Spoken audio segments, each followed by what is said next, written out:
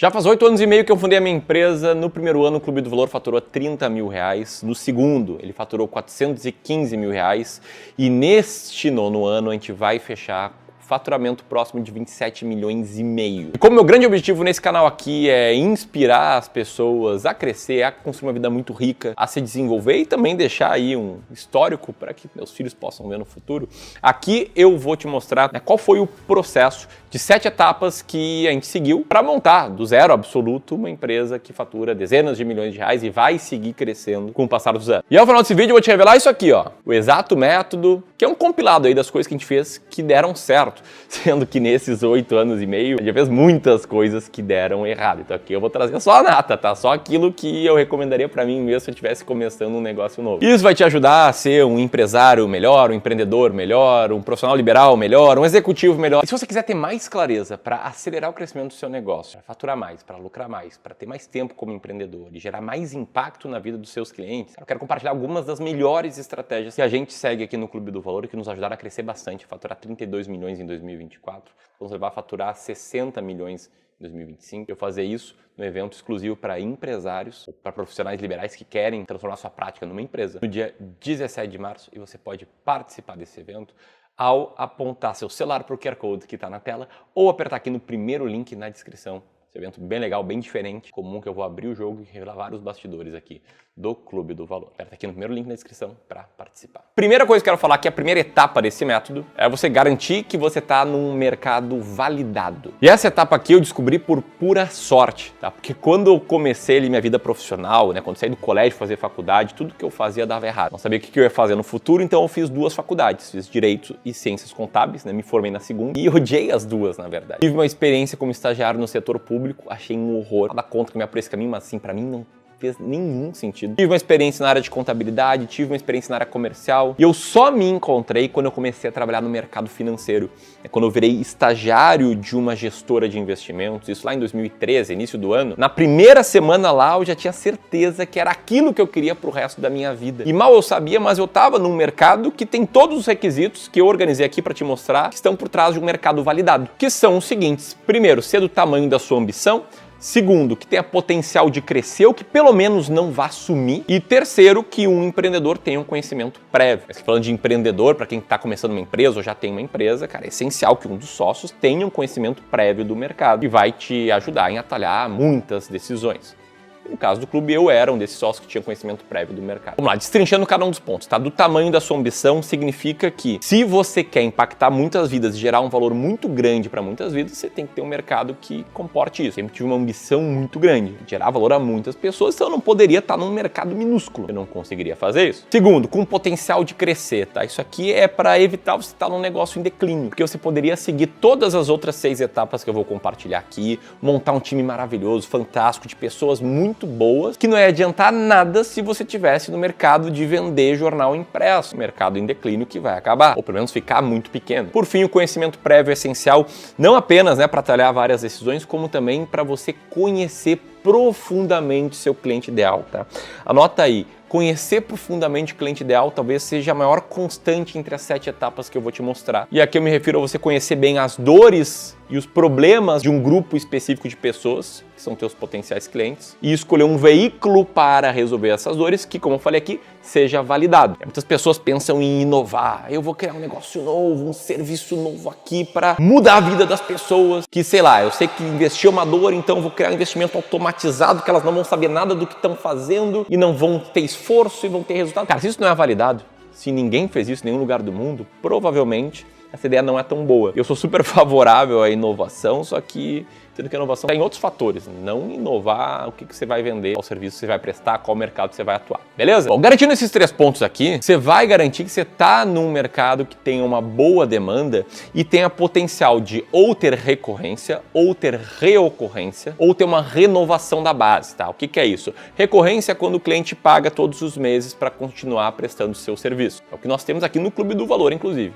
A gente tem uma consultoria e gestora de investimentos, cobra uma taxa anual dos nossos clientes que ficam conosco por muitos anos. A reocorrência é um pouco diferente da recorrência, mas é quando esse cara tem que contratar várias vezes. Um exemplo, o escritório de advocacia tem reocorrência. Eu posso precisar de escritório de advocacia numa demanda específica minha, sei lá, um atraso em voo, ser muito bem atendido e no futuro precisar em outra demanda específica, como, por exemplo, constituir uma holding patrimonial. E o terceiro fator aqui é a renovação de base, é o que acontece em alguns mercados específicos, como, por exemplo, no meio médico. Pensa assim, num ortopedista que cuida de joelho. Eu sei bem porque eu já rompi os ligamentos. Eu não pretendo me tornar um paciente recorrente para o médico que fez a cirurgia do meu joelho. Eu pretendo nunca mais romper os ligamentos. Só que esse cara sabe que enquanto tiver uma galera em Porto Alegre jogando futebol todo final de semana, volta e meia alguém vai romper os ligamentos e esse cara vai ter uma demanda que vai estar se renovando. Essa é a primeira etapa, tá? Escolher um bom mercado é o básico e com ela você pode ir para a segunda etapa, que é criar uma excelente oferta. Tá? E a partir daqui, eu vou falar só de serviços, embora muito do que eu vou falar pode servir para produtos e serviços. Mas, enfim, sempre que eu falar serviços, entenda que é produtos ou serviços. Para você entender o que é uma excelente oferta, eu vou trazer um fato. Tá? O fato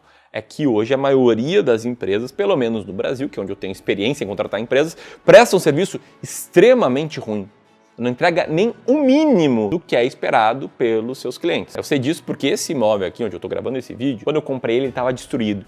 Tá, o antigo dono, o antigo proprietário, ele começou uma reforma gigantesca, quebrou tudo e aí desistiu e colocou ele à venda. E aí eu comprei, estava todo quebrado, tive que fazer do zero. E nessa jornada eu tive que lidar com muitos fornecedores diferentes. E assim, cerca de 20, talvez 30% dos fornecedores que eu contratei entregaram aquilo que eles prometeram de fato, sendo que a maioria, os outros 80%, 70%, às vezes sequer apareciam para trabalhar sem dar justificativo, estouravam prazo, estouravam orçamento, vinham com novas cobranças não alinhadas anteriormente, enfim, prestavam um serviço horrível. O que me leva à definição do que é uma excelente oferta, tá? Uma excelente oferta é basicamente você entender quais são as principais dores, os principais objetivos do seu potencial cliente, o que esse cara percebe como sendo algo de valor e prometer resolver as dores dele, ajudar ele a conquistar seus objetivos com o seu serviço. Além disso, não basta prometer, você tem que ser capaz de executar, de entregar a transformação que você faz. No Clube do Valor, por exemplo, nosso cliente ideal, esse é um cara que não tem segurança nas decisões de investimento que ele está tomando, ele não tem tempo para se dedicar de forma eficaz à gestão da carteira dele de investimentos, ele não tem uma estratégia para tomar decisões. Eu sei que o principal objetivo de quem chega numa reunião comercial aqui com o clube é profissionalizar a gestão da sua carteira, é preservar e multiplicar o patrimônio que eles estão formando com o trabalho e conquistar a tranquilidade financeira. Então o que eu prometo aqui? O que eu consigo garantir que eu vou entregar?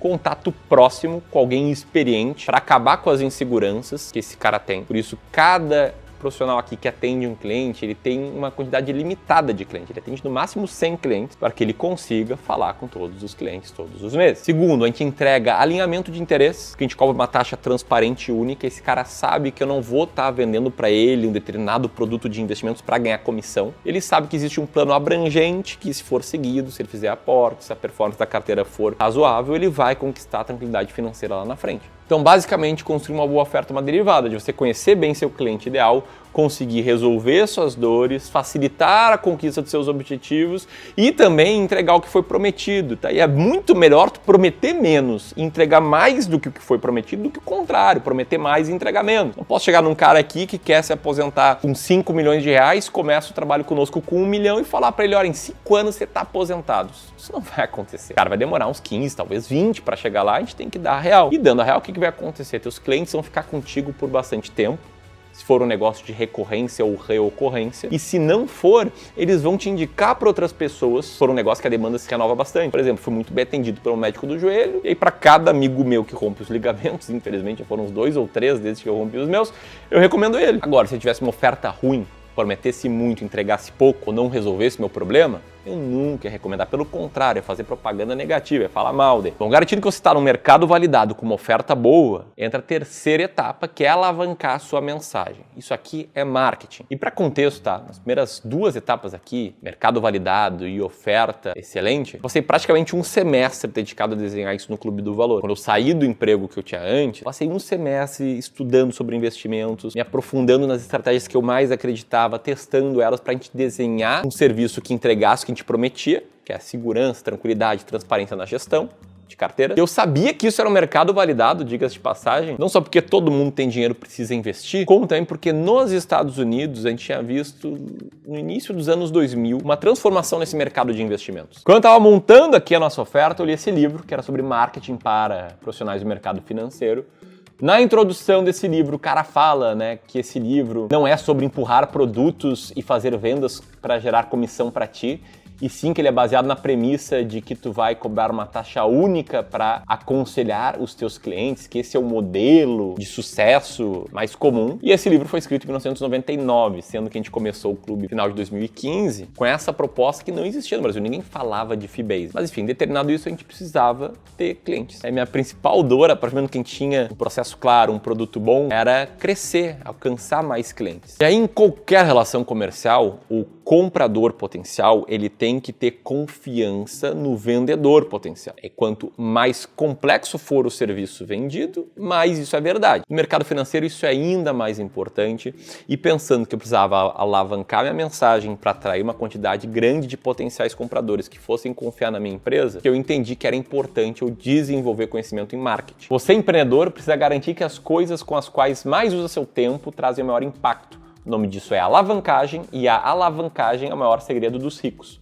De longe, o maior ponto de alavancagem no negócio é o marketing, disse Alan Dib. E o marketing tem que ser tratado como prioridade máxima em qualquer empresa, porque sem marketing não tem vendas, sem vendas você não tem clientes, sem clientes você não gera lucro, sem lucro você não gera mais valor para mais pessoas. E aí, com medo do clube ser um fracasso, foi que em novembro de 2015 eu lancei um blog chamado Clube do Valor. A minha ideia era alavancar minha mensagem, escrever sobre investimentos, fazer artigos que fossem ser bem ranqueados no Google, atrair a atenção das pessoas, me relacionar com elas por e-mail e aí ganhar a confiança delas e ter novos clientes. Pode ver que eu não inovei no mercado em que eu escolhi, eu não inovei na oferta em que eu fiz, só copiei o que funcionava nos Estados Unidos. Eu inovei foi na forma de fazer marketing, que muitas empresas já faziam, marketing pela internet, mas eu trouxe isso por uma venda no mercado financeiro, fui um dos primeiros, modéstia à parte, a fazer isso. E mais, isso não deu certo no primeiro ano. Depois de um ano de blog, a gente tinha 9 mil visitas por mês, que não sustentam o negócio. Alavancar sua mensagem é um processo contínuo, que você tem que fazer, repetir, fazer mais e sempre melhorando, e vai crescer ali em 3, 4, 5 anos. E foi assim que a gente foi crescendo, né? A gente criou um canal no YouTube em janeiro de 2017, as contas no Instagram em 2017 também, e a gente foi escalando nossa mensagem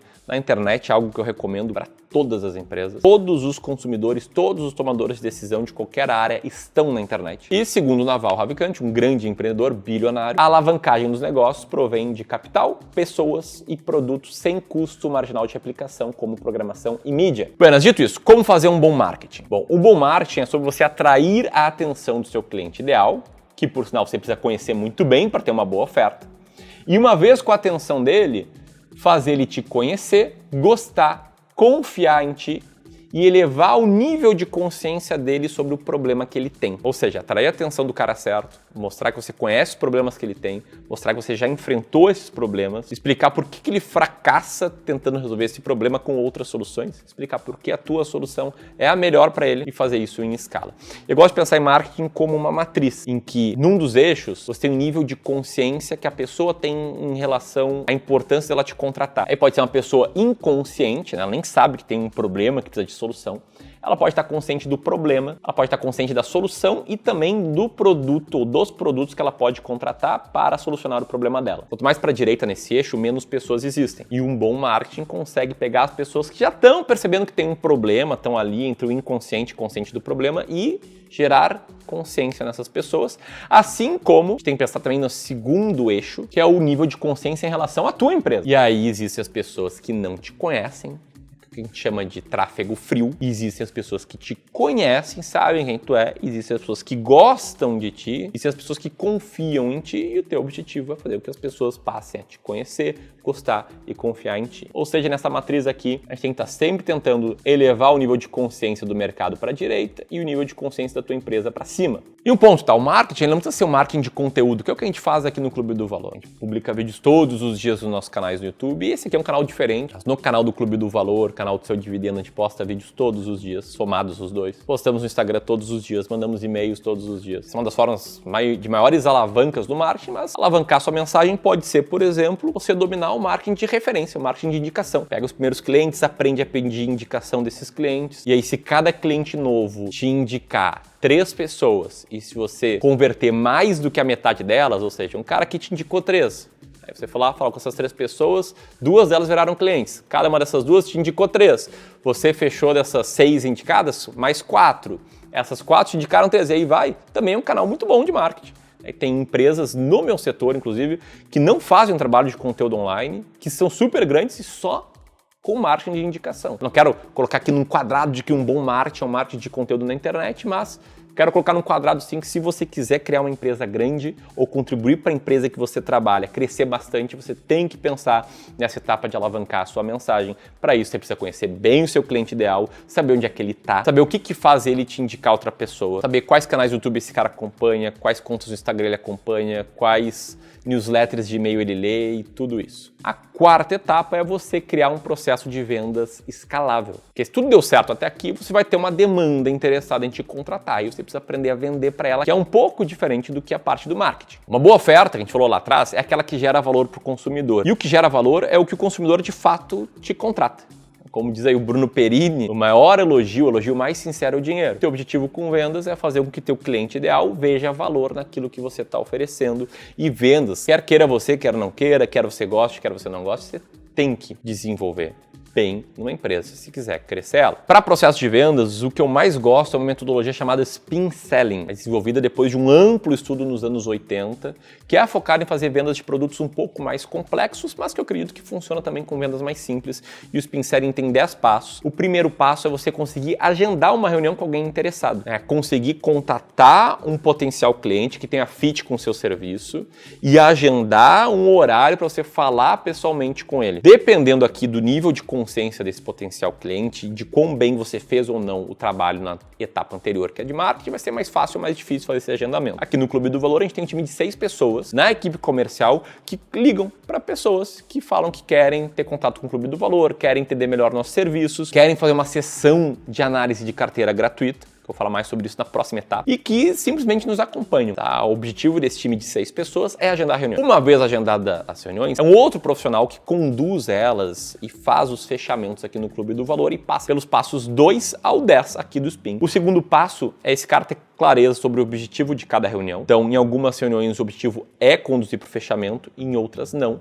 É gerar valor para o potencial cliente e agendar uma próxima reunião para conduzir para o fechamento. Que no clube a gente tem 3 contatos com o potencial cliente antes deles fechar. O primeiro é o contato de agendamento, que eu acabei de escrever no passo 1. O segundo é a reunião de apresentação ou do serviço ou de uma análise da carteira desse cara. Às vezes, nesse segundo contato é feito o fechamento. Às vezes é necessário um terceiro contato, que é o que a gente chama de reunião de alinhamento, onde o prospect, o potencial cliente, ele traz algumas dúvidas para a gente sanar e sanadas ou não, ele decide se fecha o contrato conosco ou não. Tem que ter clareza sobre o objetivo de cada reunião. O terceiro passo é preparar os problemas. O processo Spin fala sobre você fazer perguntas de situação, de problemas, de implicação dos problemas e de necessidade de solução.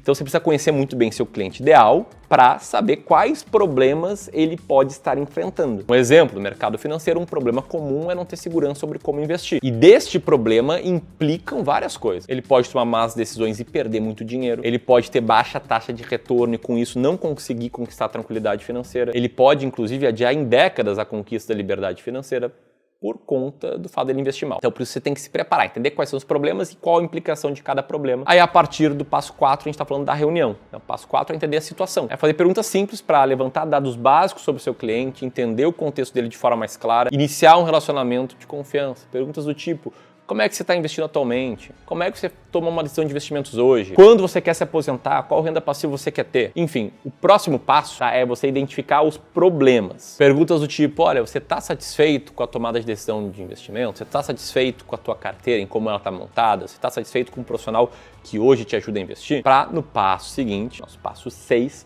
você mostrar as implicações. Essas perguntas te ajudam a construir uma percepção de valor sobre o que tu tem a oferecer. Conseguem te fazer mostrar de forma indireta os benefícios do seu serviço. Um exemplo: se você não está confiando no cara que está te ajudando e acha que está te fazendo tomar decisões para gerar mais comissões, você consegue ver o efeito disso na construção de um patrimônio para o longo prazo? Outra, já que você não tem estratégia para investir e tua carteira está indo super mal, já parou para pensar o que vai acontecer se você seguir investindo assim por uma década? Quanto de dinheiro você vai deixar na mesa? Aqui, com algumas perguntas, eu estou conduzindo as implicações do problema que esse cara tem, para depois, no próximo passo, conectar essas implicações com a necessidade de solução. São perguntas para instigar o teu prospect a, primeiro, falar do valor que ele vem resolver os problemas que ele enfrenta. Segundo, comentar sobre os benefícios da solução que você vende. E terceiro, trazer o foco do problema para o foco em solucionar o problema. Um exemplo, você consegue entender que passar a investir com estratégia, com contato próximo, sem conflito de interesses, vai te ajudar a ter melhores resultados? Aí vai para o passo 9, que é a demonstração de capacidade. Aqui você fala mais do seu produto, com foco nos benefícios e não na característica dele, para mostrar para o prospect que o teu serviço resolve o problema que ele tem. E aí o último passo é conseguir o compromisso desse prospect em seguir no processo ou fechar a venda. Exemplo de pergunta, né? Faz sentido para você então passar a investir conosco? Pô, se sim, vamos abrir aqui tua conta numa corretora, vamos encaminhar aqui uns documentos que você precisa assinar, esse tipo de coisa. Enfim, cada passo aqui do processo de spin selling pode ser delegável. E já faz muitos, mas muitos anos que eu não atuo em nenhuma dessas etapas. Queria dizer que 98%, talvez 99% dos clientes do Clube do Valor não fecharam contrato comigo. Eu vejo que muitos empreendedores pecam porque eles acham que só eles podem fazer as vendas. Só que o tempo deles é finito. Eles precisam aprender a lidar com outras pessoas boas para crescer seus negócios. Dito isso, vamos para a quinta etapa, que é gerar valor primeiro. E uma das maiores ironias dos negócios é que as pessoas adoram comprar, só que elas odeiam que você venda para elas. As pessoas, na média, elas têm uma anteninha que detecta quem está tentando vender algo e ficam brabas com isso. Por isso, pensando em crescer seu negócio, né, alavancar sua mensagem e criar um processo bom de vendas, precisa ter como princípio sempre entregar valor antes. Como você entrega valor? Quando você inspira seu potencial cliente para mostrar que ele pode resolver o problema que ele tem, quando você educa ele e ensina a fazer aquilo que você faz como prestação de serviço. Quando você resolve problemas dele, você está agregando valor. E sem entregar valor primeiro, você não consegue sequer a atenção do seu prospect. E eu vejo muitas empresas que não entendem isso, né? Lá no Instagram da empresa só fala sobre nós, nossos serviços, nossas pessoas, nós fazemos isso, não fala sobre o potencial cliente. Compara com o meu Instagram, @Ramiro_Gomes_Ferreira. É muito conteúdo, posts de inspiração, alguns posts de humor, inclusive. Eu quero que as pessoas me conheçam, gostem de mim e confiem em mim, e eu não vou fazer isso só com posts de venda. Existem N formas de você gerar valor primeiro. Você pode criar materiais gratuitos em PDF, a gente tem vários no Clube do Valor. Você pode criar e distribuir planilhas gratuitas. Você pode enviar newsletters por e-mail, pode postar artigo em blog, pode fazer vídeos no YouTube como esse aqui. Esse aqui eu estou gerando valor em troca, no curto prazo, de nada. Acho que mais pessoas me conheçam, gostem de mim, gostem do meu trabalho, eventualmente virem clientes, e também para deixar documentado aí as coisas que eu aprendo nessa jornada. Enfim, você pode fazer várias coisas. Isso não vale só para marketing, vale para vendas.